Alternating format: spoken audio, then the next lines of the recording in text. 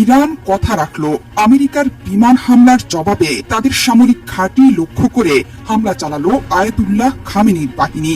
একযোগে কাতার এবং ইরাকের ঘাঁটিতে হামলা চালিয়েছে পারস্য উপসাগরের দেশটি। কাতারের আল উদেইদ সামরিক ঘাঁটিতে অন্তত 6টি মিসাইল ছুড়েছে তেহরান। সেখান থেকে আসছে ক্রমাগত বিস্ফোরণের শব্দ। কাতারের আকাশে দেখা গেছে আগুনের ফুলকি। তবে কতগুলো মিসাইল আমেরিকান ঘাঁটিতে আঘাত হেনেছে তা এখনো নিশ্চিত করেনি কোনো পক্ষই। কাতারের নাগরিকরা আকাশে মিসাইল দেখে আতঙ্কে ছোটাছুটি শুরু করেন। কাতারের আল উদেইদ ঘাঁটিতে 10,000 সৈন্য মোতায়েন আছে। হামলার কথা নিশ্চিত করেছে আইআরজিসি। এটি মার্কিন সেন্ট্রাল কমান্ডের সেন্ট্রাল হেডকোয়ার্টার হিসেবে ব্যবহৃত হতো। আকাশসীমা বন্ধের পরপরই কাতারের দোহা থেকে আসতে শুরু করে বিস্ফোরণের শব্দ। কিছুক্ষণ আগেই সতর্কবার্তা জারি করেছিল যুক্তরাষ্ট্র। কাতারের সামরিক ঘাঁটিতে ব্রিটিশ সেনা সদস্যরাও কর্মরত আছেন। সম্প্রতি সেখান থেকে সরে গেছে বহু বিমান। এই ঘটনার তীব্র নিন্দা জানিয়েছে কাতার। মার্কিন ঘাঁটিতে আঘাত হানায় ইরানের উপর ক্ষেপেছে দেশটি।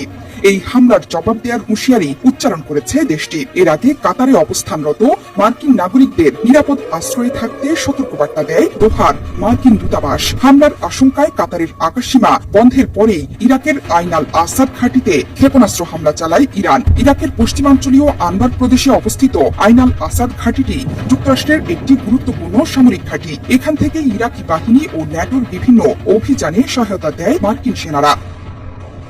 হামলার শঙ্কায় সংযুক্ত আরব আমিরাতের আকাশ থেকে সরে যাচ্ছে বহু যাত্রীবাহী বিমান। ফ্লাইট রাডার বলছে দেশটির আকাশসীমা বন্ধ করে দেওয়া হয়েছে। ধারণা করা হচ্ছে মধ্যপ্রাচ্যে থাকা মার্কিন ঘাঁটিগুলোতে একইভাবে টানা হামলা চালাবে তেহরান।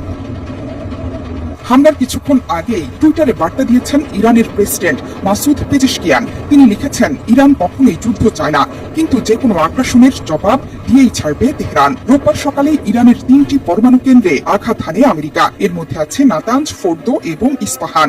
সেখানে B2 বোম্বার দিয়ে বোমা হামলা চালায় যুক্তরাষ্ট্র। তাৎক্ষণিকভাবেই এই হামলার জবাব দেওয়ার হুঁশিয়ারি দিয়েছে ইরান।